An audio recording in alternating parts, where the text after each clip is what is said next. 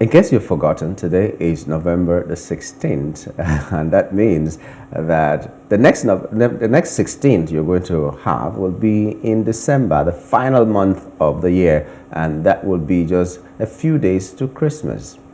A lot of people are going to make New Year resolutions, what they are going to do for the year. And I know that some people, after the first 2 weeks, the resolutions become wind.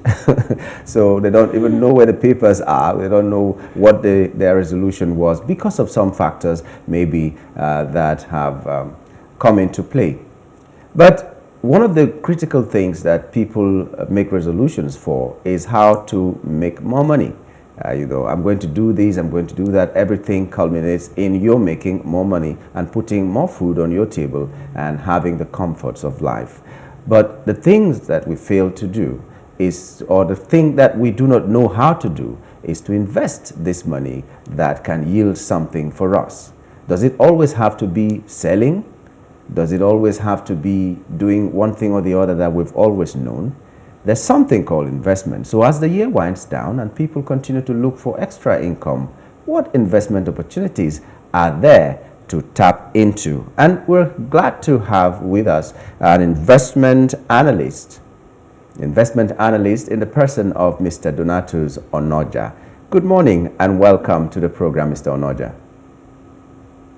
Good morning, and thank you for having me. Good morning. Okay. Well, when we talk about investment, a lot of us will begin to think about the Otedolas, the Dangotes, and Dan Tatas, and all that of this world. But sometimes we hear that people who are low-income earners and middle-income earners can also invest. First of all, a yes or no answer. Is this true? Absolutely. It is very, very true. Whether you are a small or medium investor or low-income earner, of course, there are a lot of opportunity that you can invest and even grow your fund. Yes. Okay. What are some of these investment opportunities open to low-income earners and middle-income earners?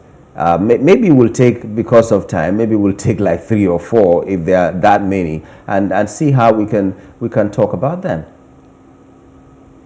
Okay, so thank you very much for the excellent question. Now, in speaking about investment options, first of all, how much do you have?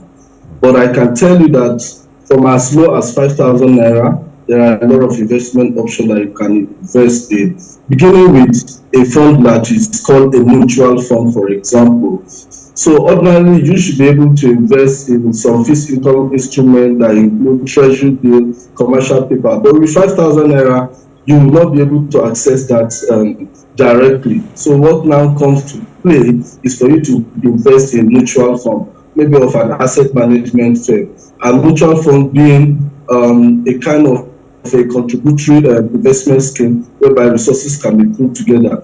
Your 5,000, your 50,000 can be added to the pool, and at the end of the day, the portfolio manager is able to invest in those mutual funds and are able to make some very beautiful returns that is above market average, between 10 and 12%, irrespective of the amount you have brought in. Okay.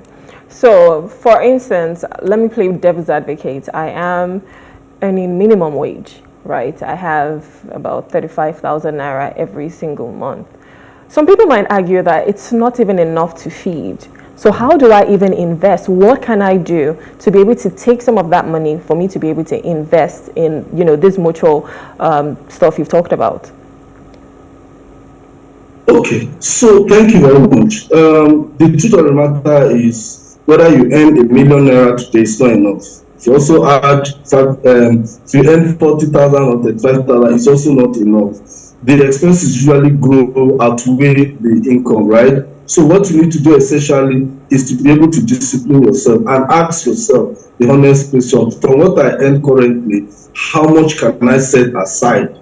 From your 35,000, for example, you can decide to maybe keeping aside 1,000 naira or even 5,000 naira. So when you start with your 5,000 naira, you can invest in mutual fund and incrementally grow your investment. So your 5,000 naira, for example, is earning 10,000 naira. And if you have the discipline and if you have the space, you even ask yourself, every month I'll set aside 5,000 naira for my salary. And with that, you are able to grow your fund. And while you are growing your fund, you are also investing as well. Yesterday, the NBC gave us the inflation number, 27.33% is inflation. So you can't just leave your money elsewhere. That money has been invested somewhere.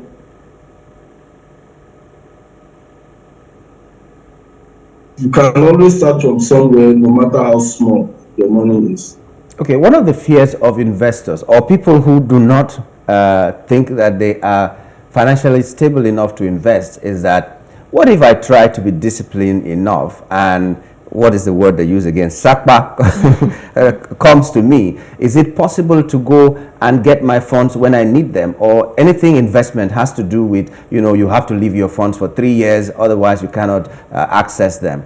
Is that what happens, or you can access your funds whenever you want it? Okay, absolutely. So for mutual fund, right, I can tell you for free, my brother, that even when you japa, for example, because the environment is very stable, interest rate is even lower. I can tell you that there are a lot of Nigerians who are out there who are still investing here, because this is where you can get higher return. So, for example, if you have dollar, for example, you can put in dollar mutual fund, and the yield, I know some of the returns are as high as 7%, 9%, depending on how much you have. So imagine where in developed country today can you put your money and generate 7%, 9%. And again, of course, irrespective of where you are, your investment is your investment. You can always invest. If you want to take out your money, of course, there's opportunity to always take in and even grow your money as well. Thanks to technology, all the platforms are available. I know folks that maintain their bank account and they have all kinds of app wherever they are. And when they have a need for naira, to spend naira, they just go to the app and spend naira. So wherever you are in the world, you can access your investment, you can access your fund, you can grow, and if there's a need for you to withdraw, you can withdraw as well. Okay, so aside the mutual fund, are there other investment opportunities that someone can look into that would still yield the results, the return on investment that they expect to get? Okay, thank you very much for the question. Yes, so we can look at equity is a good option, right? But equity comes with the risk or the possibility of you losing your money because principal is not protected. And of course, there's also the minimum you can invest if you are going into the equity. So two things are required if you want to consider equity. Number one, how much do you have? Have you grown your wealth? So if you are a small or a retail investor, have you grown your money, for example, to a 50,000 naira? In 50,000 naira, you can go to equity space, but you require a stockbroker, because if you don't have all the skills and all the knowledge about the market, you need an investor to advise you accordingly. So aside mutual fund and the fixed income space, equities come very handy, especially if you have the kind of the money that the minimum requirement for you to play in that sector. Today, inflation is 27.33, as I earlier said. However, it's only in the Nigerian exchange that you can find return higher than inflation rate. So the report says that from year to date, return is over 37% year to date. I mean, that's over and above inflation rate of 27.33. But other investment outlets are struggling to catch up with inflation. So the higher the return you are able to get, where your funds are saved, the better for you. But there are options. So you have your fixed income, you have your mutual fund, then of course you have equities as well. Which one is shares? Is it the equities that you're referring to, that you refer to as shares? When you want to buy shares, what category does that fall into? Sorry, what? When you want to buy shares for a company and all that, what category does that fall into? Have we spoken about that and we do not know because we don't understand? So yes, so when we say equities, we are talking about stock. We are talking about equities. Equity stock, they are the same, and they are used. It's nomenclature. You can use either one that that you quite understand very well. And the starting point, actually, if you want to go into equity, is to talk to a stockbroker. So the stockbroker, first of all, they will have to do a KYC on you, collect the necessary document, open a CSCS account for you. Then from that point, you are able to invest. Yes. And for most asset managers or asset management firm, with as low as 50,000, you can come into their space and then begin to invest accordingly. Okay, this is Then, November. of course, if you have invested in stock before and you have your shares, maybe your certificate here and there, or your dividend has not been claimed, your stockbroker is able to pull all that together, dematerialize it, and put it in your CSCS account. Then you can trade, buy and sell anytime you want. So it's a very good time to invest in stock or equities this time, because returns are pretty distant at the moment. Yeah, because I was going to just ask you, this is November and December will be the end of the year. Is it too late to invest? And if it is not too late, in what kind of investment can one involve himself in? So from now till the end of December, is there a timeline that investment should be done, or it can still be done before the year runs out? Okay, depending on the type of investment that we are talking about, but there's never time that is late for you to invest, right? There are three basic requirements when considering investment. Number one, what is the investment objective, right? Number two, what is your risk profile? What is the time horizon that you are looking at? So if, for example, I have 100,000 or a million naira that I know I'm not going to use in the next 60 days or in the next 90 days, the question for me is, where am I going to put this fund? Then we begin to talk about fixed income space for you, mutual fund, or maybe some alternative product. However, if you have, let's say, 500,000 or 100,000, I say, look, I'm willing to grow this and play around, even if the investment is risky, I'm happy to invest. So today, we're approaching end of the year. We know, for example, that the financial institutions are doing very well at the market. So the year will end soon. So this is also a good time for you to come in. Why? Because by the time they are paying dividend, maybe by first quarter of next year, you also will be able to get something, depending on how much you have invested. So aside dividend, your investment, your capital will grow as well. So it's never too late. It's also a good time for you to invest and make some very decent return. So don't keep your money somewhere. Let the money work for you, even when you are sleeping. You've worked so hard for your money, so allow the money to also work for you. Don't just sit down, keep money somewhere, and then inflation is eating it up, purchasing power is dropping, and the value of money is being eroded. So put it somewhere where you can make some pretty decent return and be able to grow your wealth as well. Okay, so talking about investments, are there certain investments that you shouldn't go into? Perhaps they are very risky. I remember there was one time, I think it was called the MMM, and and a lot of people actually put their money into that, and next thing, you don't hear anything about it. A lot of people lost money, and there's been other schemes like that as well. So since we're talking about investment and we're saying, okay, you should put your money here, don't leave it because of, you know, the purchasing power, the inflation rate and all of that, are there certain, we want to educate people, are there certain investments that it's a no, you shouldn't be going into that kind of investment? Yeah, so thank you for the very important question. I guess even the regulator, Securities and Exchange Commission, CBN, everybody is fighting this virus of what do you call them now? Pyramid schemes. Okay, I forgot the name now. Ponzi scheme. Thank you very much. All these schemes that promise you all kinds of return. Any rates, any investment that promise you anything from 20%, you should begin to be concerned.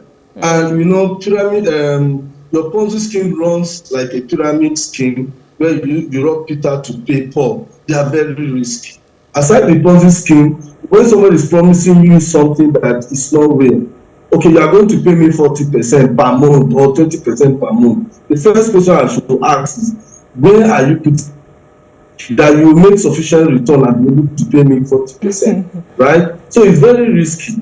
Then, of course, aside the Ponzi scheme, we also see what is happening around both this cryptocurrency and what have you. Now, the advice, investment advice 101 is that don't put your money in something you don't understand. So yes, cryptocurrency, digital stuff, they are good, right? But you need the knowledge, you need the understanding. We've seen what has happened even in US, where one of the biggest exchanges has collapsed and the founder has been found guilty and is awaiting sentencing. We saw what is happening with one of the local cryptocurrency firms that even sponsored one of the reality shows, back to back. But today they are also in crisis. We've seen even a crowdfunding platforms that have run into problems. So while we know that we are out there, investors, you want to grow your money, be very careful to make sure that your funds are safe, your principal is preserved. Very, very important. It will be sad if, for example, you do an ajo for maybe 1 year or 6 months, you collect your money, and because of greed, you put it in a vehicle that you are not able to get your money back. So it's better you go from known to unknown. Put your money where your money will be safe, and then you are able to grow gradually, as you accumulate capital. Other investment option comes very handy and available to you. Okay, this is the final question now. There's no way we can treat this investment and all that within 20 minutes or 30 minutes on this show. An interesting thing will be how to get access to these people that can guide you. You talked about stockbrokers. Where do we find them? Do you just walk into a bank and say, hey, I need a stockbroker to advise me? Or is there an institution I need to go to? People who are experts in this, people who will take your money, put it where it should be, and you get returns for it. Because not all of us are knowledgeable enough to invest in the right place. You said don't put your money where you do not understand. I'm not sure a lot of people understand the money market at all, but we want to make a profit from whatever investment we are putting. So how do we access these experts that will give us the guidance to our goal? Okay, thank you very much. So in talking about investment, right, the right place for you to go today to invest your fund, my advice would be to contact your asset managers, right, the investment managing firms. And if I can mention one good name that has been around for a very long time, for example, is FBN Quest Asset Managers.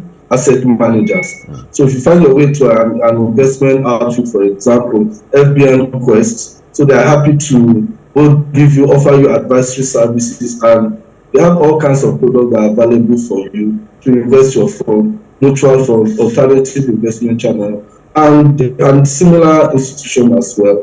They are there, they are good, they are credible, and you'll be able to invest, and they'll take off that responsibility from you of looking out for which investment vehicle do I make sure that my funds are protected and I'll not lose my money. So asset management firms like FBN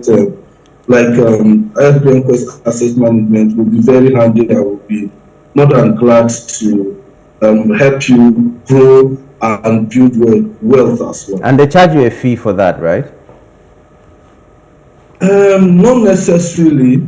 Yes, of course, there is maybe quarter fee, but very minute, maybe a small portion of what you have earned, not on your principal, but on your earning. But that's not a concern at all. Why? Because you are making money, and you are paying fee for managing that asset for you. At the end of the day, it's nothing compared to the return that you are going to get at the end of the day. Okay. Mr. Onoja, thank you so much for opening our eyes to the fact that we can invest. So maybe if you have 5,000 naira, go and invest. Someone asked how they can get 5 billion with 60 naira. Go and play Bet Naija. Okay, Mr. Onoja, thank you so much for your time this morning. Thank you for joining us. It was Thank you a very for the big pleasure. opportunity. Yeah. Thank you so much. Thank you. All right. We've been talking with Mr. Donatus Onoja, an investment analyst, and he was pointing us in the right direction that we can invest no matter how small your income is. But what you need is the discipline to set out something that can be used for investment.